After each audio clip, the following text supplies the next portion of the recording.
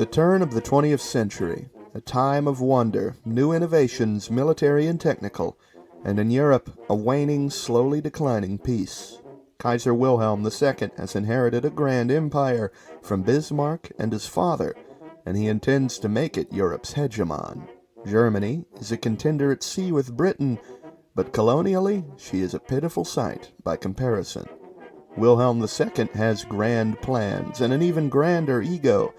Today we find ourselves in 1910. The German Empire is not without its share of political turmoil. Currently, the Zentrum Party is the largest party in the Reichstag. Representing Catholic interests, it is the head of the Central Bloc, the empire's largest. Soon behind it are the right and left blocs. The right is waning behind slowly as the issues of worker rights and concerns become of increasing issue. Protests across the Ruhr and Rhine valleys showcase the growing influence of the SPD. The SPD being one of Germany's oldest political forces, even predating our own empire. Discounting a few unscrupulous figures like Liebknecht, the SPD are God-fearing working-class men and women who wish to see a Germany free of Junker aristocrat influence. And in a way, Wilhelm II is a fan of their mission, though wary of the red banner bearing a pink rose. Socialism is a new, scary force, something the Germans created, but have not even began to conceptualize the true beginnings of. To Wilhelm, the SPD are both unknown quantities and strong allies. Going into the 1912 elections, they will have to be. The Zentrum government has repeatedly proven an inability to rally the left or right to support legislation, all while multiple crises rock the empire. Of note are three events. The Berlin-Baghdad Railway nearly pushing us to war with Britain over our Ottoman influence, a similar crisis over the German attaché in Istanbul, which we sent during the Balkan War, and the third and most major, the Agadir, with French forces moving a stabilizing force into Marrakesh. The reality became clear. Morocco was to become part of France, and we would have wasted a decade or more of effort on the minor Moorish kingdom if we did nothing. Dispatching a ship to Morocco did little to deter France. France occupies Morocco, and our economy suffers a shortfall in the panic over a potential conflict.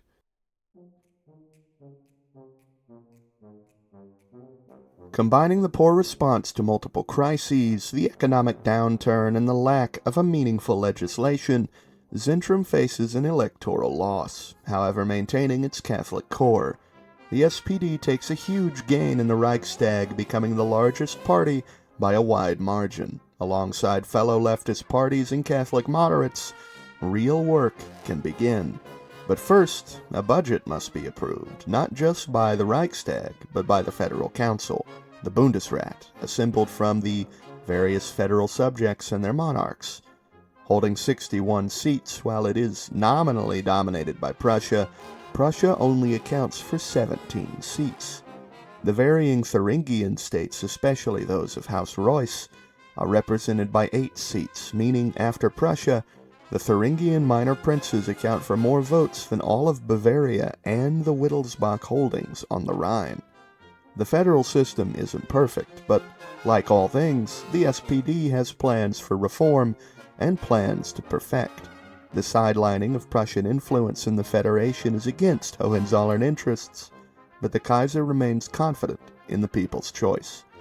The SPD enacts sweeping reforms across many departments. They especially focus on Army and Navy reform. The failure of the Potsdam Conference with Russia showcases the cemented reality of Germany, with only Austria as an ally against Russia and France. A land army is becoming more important than ever. This doesn't mean the naval program will end, however, as a bill to support the Navy passes the Reichstag. The British plea, through their diplomats, to stall our naval growth and recognize British sea dominance. This, however, only steels Wilhelm's resolve, who forces the naval bill through the Federation. Add Britain to the tally of enemies. And write America off. The election of the Socialist Party came by a complete surprise. The Bull Moose and the Dixiecrats had their words to say about it. A new American Civil War, no longer for slaves, but for socialism, has occurred. With the giant off the table, a grand European war is brewing. Anything could set it off, anything. And while our army prepares, the weaponization of gas, the development of armored cars, showcases to us a new future of warfare. We see a glimpse into a future of mobile vehicles taking great tracts of land in mere moments.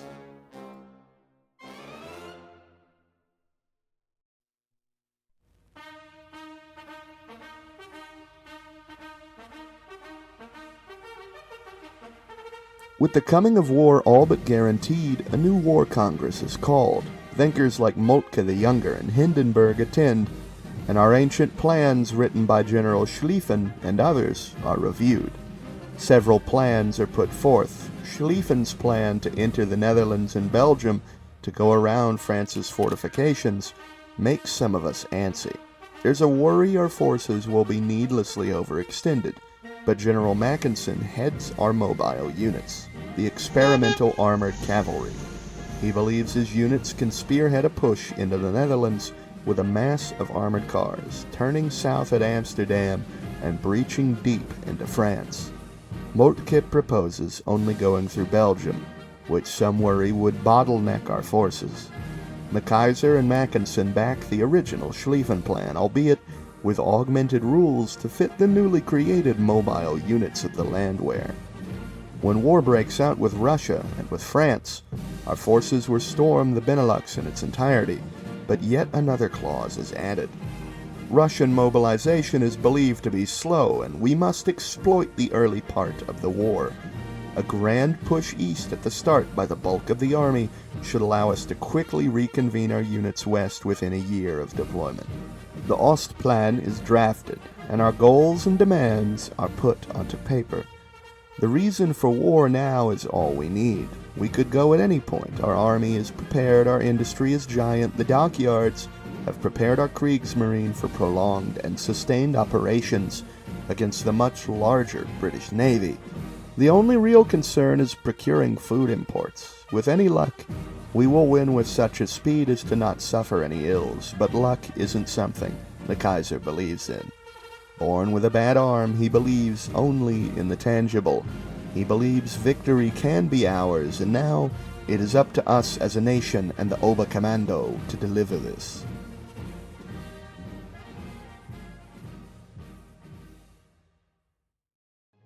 The rising of the German reserves put nations around Europe on alert. Forward positions were placed onto the border.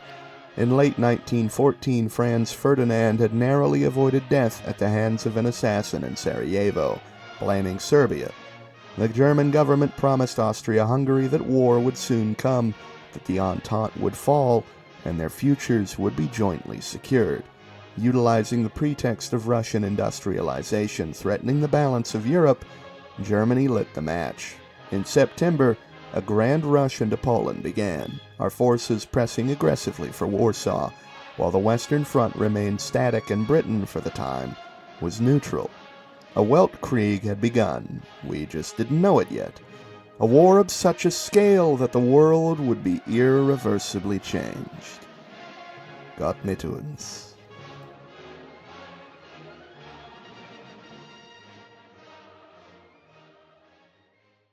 The Ostplan was in full swing. The bulk of the Landwehr was alongside the Austro-Hungarian army, pressing the Russians back relentlessly. We needed to utterly destroy the Russian forward units before their forces could properly mobilize, and so far, it seemed to be a grand success. Meanwhile, the OKW deliberated on whether or not to enact the Schlieffen Plan now, or to wait. Mackensen declared his confidence, and so the Kaiser placed his trust in the bold cavalrymen. Horseback infantry, supporting masses of armored cars, supplied by motor carriages, ushered in a new age of warfare as German forces reached Amsterdam in mere days. The push through Belgium met more resistance until eventually succeeding, and German forces were finally halted after seizing Calais and Dunkirk. Now, all attention was to be focused east until the Russian government would collapse. While it pains us, we are at war. Our Romanov cousin is deposed from his throne, placed under house arrest, and a provisional government rules in the stead of a monarchy for the first time in history. The fall of the monarchy's good news. The Russian forces are practically disintegrating. Our forces weave through them like sand in an open hand. There is talk that their provisional executive, Georgy Lvov, is arranging for peace between us and them, but we have received no official overtures. Our agents in the Abal tongue tell us that Vladimir Lenin has left Switzerland on a train and has arrived in Petrograd. No doubt a useful idiot for us to allow to tear his own country apart. We would be better off ensuring, however, that a socialist doesn't snag control of the largest landmass on Earth. From Riga, our forces surge for Tallinn and make a decapitation strike to end the war. Petrograd will be their final straw before bending. Or so it should have been.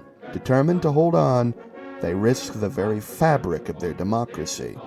We will push to Moscow and force their hand.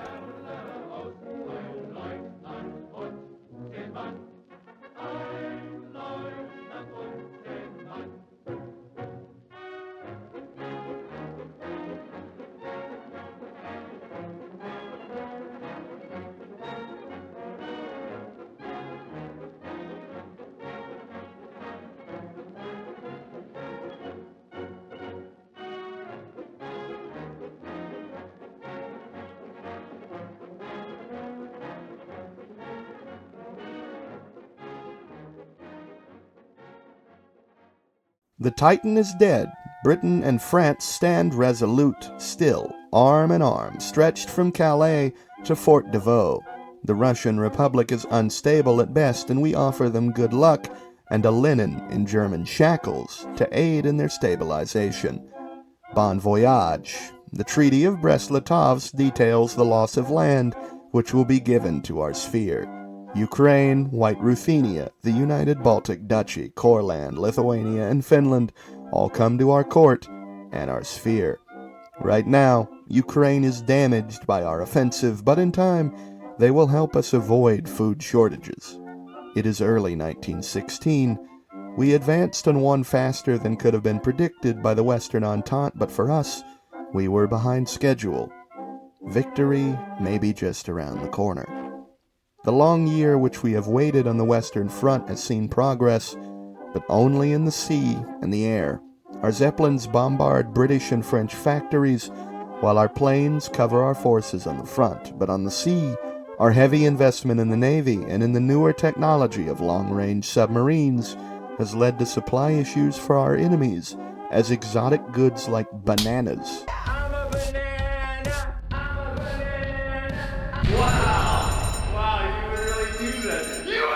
dry up.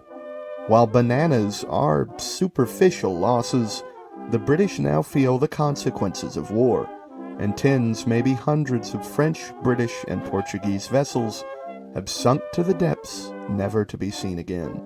Our investments in the Kriegsmarine are paying off well, and in the air, but most important are our investments in the industry. With the help of the SPD and their worker connections, we've found a wonderful partner in this war.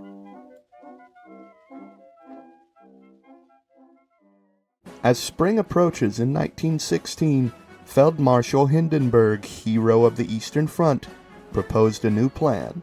With the Italian entry into the conflict, Enrico Corradini of the Italian Nationalist Association led Italy against Austria in what they hoped would be a surprise, but their refusal to renew the Central Powers Treaty in 1915 made it certain they would come for what they claim is theirs. Corradini will rue the day. Our veteran infantry will flood over the Alps and seize Venezia, pressing west from there into the Po Valley to hopefully break past the Po River into the Greater Peninsula. Simultaneously, our eastern forces will combine with our western flank directly under Hindenburg's command to make a daring advance on Paris itself. The hope is to end the war quickly, but the continued British naval campaign is starving us out. No matter how many ships we sink, they seem to have 2 more.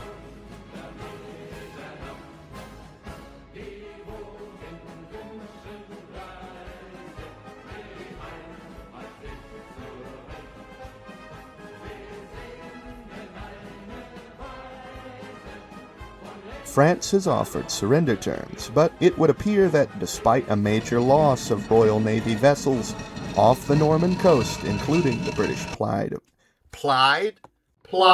including their pride of the fleet, Britain is determined to fight on. Their forces now kicked out of Europe, a long war begins, painful and slow.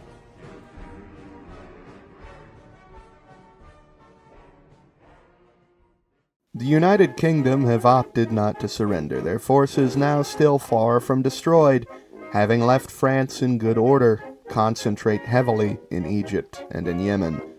Lawrence of Arabia is practically swimming in resources. We divert mountaineers, mobile units under Mackinson, and a contingent of veteran infantry to push back the British to the Suez. Having successfully done this, supply has now become a headache beyond that which the armored cars can handle. They're diverted to Yemen, where over 40 Commonwealth divisions reside, a desperate attempt by Entente forces to open an Arabian front. Our elite Alpenjägers far from the Alps now find their skills just as useful in the peaks of Aden, trampling the British.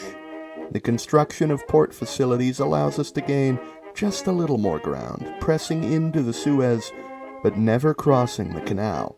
We are again halted. The Navy must continue its work. Moving into mid-1917, food shortages in Germany are becoming rampant. Government rationing has to begin. Stricter and stricter with time, the German people have to do with less and less the longer this goes on.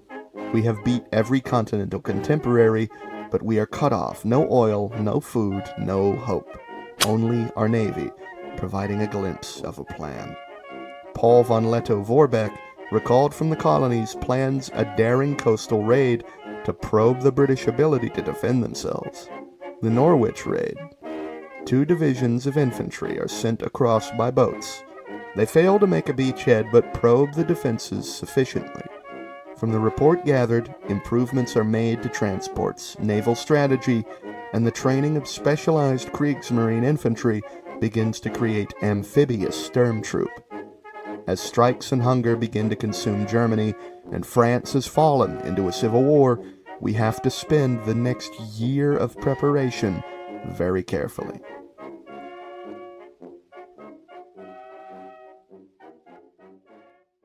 It is a Hail Mary, not something ever done in modern history nor recent history.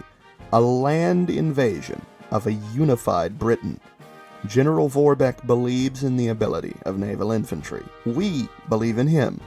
A plan to send 7 divisions of Kriegsmarine infantry at Hull, stretching down a long length of the British coast, are the most ambitious plans so far. Our general staff spent weeks arguing over the resource expenditure, but Wilhelm demanded a British solution be prepared. Reconnaissance tells us that Britain's armed forces remain largely overseas in Egypt and maintaining order in other parts of their empire. If we get a beachhead, we have prepared a mass of civilian transport vessels who will rapidly move hundreds of thousands from Dutch ports into Britain. And so we launch. Fall England.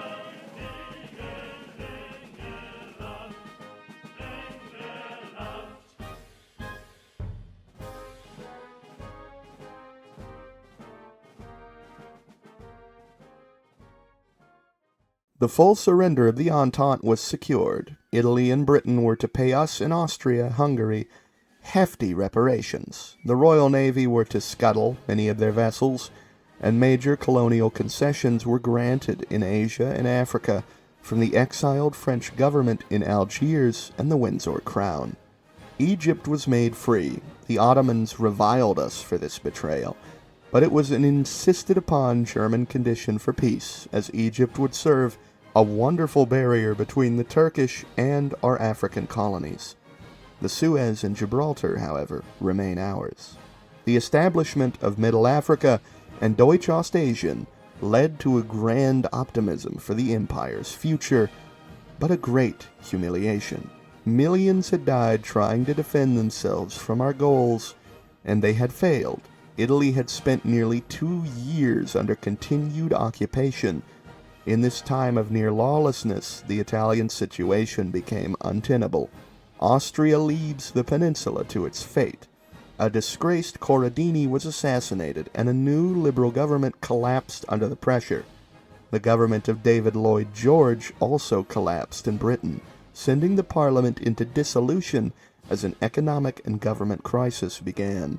The war was expensive. The new conservative American government was not willing to lend big money to the Europeans, staying neutral and recovering from the scars of socialism, code for struggling to maintain control of the situation. Limburg, a piece of the Netherlands previously part of the German Confederation, became German again as the Dutch government was re-established under German rule. Belgium was annexed and refounded as Flanders-Wallonia. Prince Adalbert placed in Brussels as the king. The House of Orange was uncooperative with our rule, and so Wilhelm elected to place a Luxembourg in charge of the kingdom. The eventual goal, to directly integrate the Netherlands with time.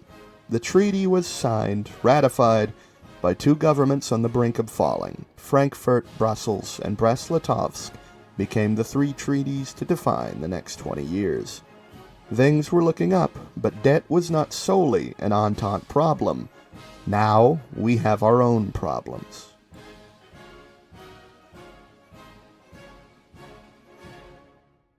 With the war's end, the Army Command dictatorship maintained their grip over the nation for a short time after. This was wildly unpopular with the increasingly bold socialist movement. Socialists gummed up our factories, influenza struck us, and the army had to coordinate both civilian relief efforts, economic stabilization, as well as routing protests. But Wilhelm II demanded that the protesters be heard, a rare showing of humility.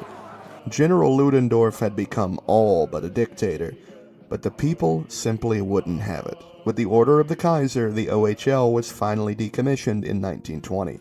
Snap elections held earlier in 1919 determined the makeup of the parliament, which remained left and center dominant. The Reichstag was reinstated. Legislation immediately began to enact sweeping constitutional reform as promised by the Kaiser. A new chancellor was placed into power, or perhaps an old one, Chancellor Theobald von Bethmann-Hollweg. He has served as chancellor prior to the war, and now he was a party-independent stability candidate, favored by the Kaiser. While instability was tackled and a new budget approved, alongside mass army downsizing, Europe was far from safe, and our designs weren't yet over. Italy was divided between multiple spheres, socialists along the French border, and the British, after a year of reeling from strikes, fell into civil war, a war where the syndicalists again gained control. The Windsors flee to Canada, cowed. Middle Europa is founded in 1921, aiming to bound together Germany, Austria, and our shared spheres of influence into an economic alliance prevailing over the post-war slump. These free trade agreements began a boom. Soon, we entered negotiations with America for a lucrative steel deal, receiving machinery in return, which bound America's economy to ours as it recovered from the civil struggle it had just gone through. Finally, the Tsingtao Conference, while meant to tie up land claims between us and Japan, an Entente power who never really accepted our refused peace, we were returned our concession in Tsingtao for negotiations, but the Japanese and us did not agree. They stated they still recognized Tsingtao as theirs. The 1921 Tsingtao Conference, in essence, created a peace deal between Germany and Japan, a nation too proud to admit defeat, but reasonable enough to accept a ceasefire. The 1920s became a roaring time of economic and cultural progress. A phenomenon known now as Babylon Berlin describes an era from the 20s and 30s where the German cultural scene took wild, fascinating turns. Directors like Fritz Lang spearheaded a new era of filmmaking with dark messages for the future and fanciful imagery. Metropolis, made in 1927, for example, perhaps not meant to be prophetic, is centered on a wondrous future where the rich rule from skyscrapers and the poor work below ground, all while the movie's protagonists try their best to bring together the class dichotomy. In the very same vein that directors like Lang criticize the direction of society, society moves yet further in that direction. Babelsberg quickly becomes an even greater filmmaking hub than Hollywood, and with it, cartoon classics in German and the more common English are distributed globally, subtitled for audiences. Beyond the at times decadent Babylon culture of interwar period Germany is the more serious advancements. Atomic science, unleashing and understanding the power of the atom, aeronautical sophistication, new aircraft, and the emergence of airliners, new firearms innovations, and improved automobiles. Treading into the 1930s, Germany is living its golden age. Car racing, unending prosperity, or so it seems. But nothing lasts forever.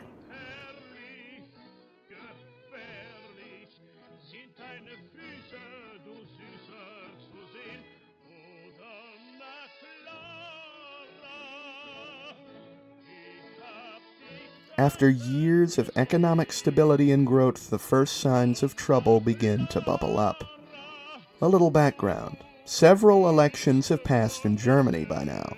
The Kaiser is still in control. The SPD, while still a sizable force, began to lose favor when taking a pro-Polish stance over the Polish Strip incidents, a standoff between the self-proclaimed Polish Home Army terrorists and local police that claimed the lives of hundreds of Germans near Plock. The idea was proposed to abandon the Polish Strip project, but nearly 15 years of settlement both in France and Polish territories mean there is no chance that would ever be allowed. A center-right coalition blocked the abandonment of the Polish Strip, with the Kaiser himself stepping in to ensure the settlement programs continued. While civil rights in the empire had greatly increased under the SPD, the center-right DKP was appointed with Hindenburg their chancellor of choice until his death in office in 1933, where von Papen then took the mantle as chancellor up to today. Von Papen is showing his fatigue only after 3 years of chancellery. The syndicalist threat in the West and the saber-rattling Russian Republic are almost too much to bear. Our economic relationship with America is at least tenable. Meanwhile, the Russians still detest us. Luckily, Middle Europa as a bloc is robust enough that industrially, we lack for few raw materials and finished products, relying on the Ottomans solely for oil. Elections will soon come in 1937. Papen is hoping for an easy win, but the people have become dissatisfied with Papen as a result of sluggish reform progress and continual Polish resistance. Then, the worst happens all at once.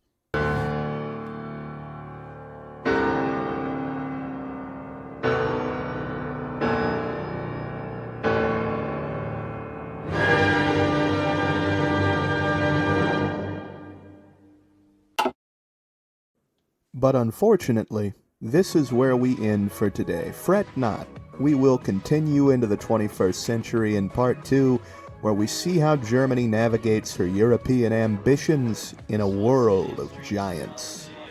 There are unresolved threats, foes to be made friends, and friends made enemies. crisis, intrigue, technology, and culture. All this and more in episode 2 of the German Century. Thank you for tuning in to episode 1. Part 2 hopefully should take less time, but I'm going to go back and make the script more in-depth as a result of making it a two-parter. I'd like your feedback. Do you like these century-long journeys? Would you like to see more nations navigated through the 20th century to their grandest dreams? Let me know down below by hyping the video, clicking like, commenting, and interacting with other posters. I wanted to put out something unique. Once I wrap up this project, it's on to the 10K special, my promised Atomwaffen video. For now, my Patreon obligations. Special thanks to my Knights of Biskin on the $5 tier, Gangsta Plays, Panchak, The Irishman, Samay Cash App, Null Scorpion, Dedrin, L. Walter Doro, Protector of the Faith, General Secretary of the National Salvation Council, Luther Manhole, Santiago Soto, Gotts Hubner, Boos Gumps, Cyclonus 777, and Rainbow Flies. We've also acquired a scone alongside the taxpayer. Thank you both. Please join the Discord and ping me to receive your roles. I'll see you on the next video.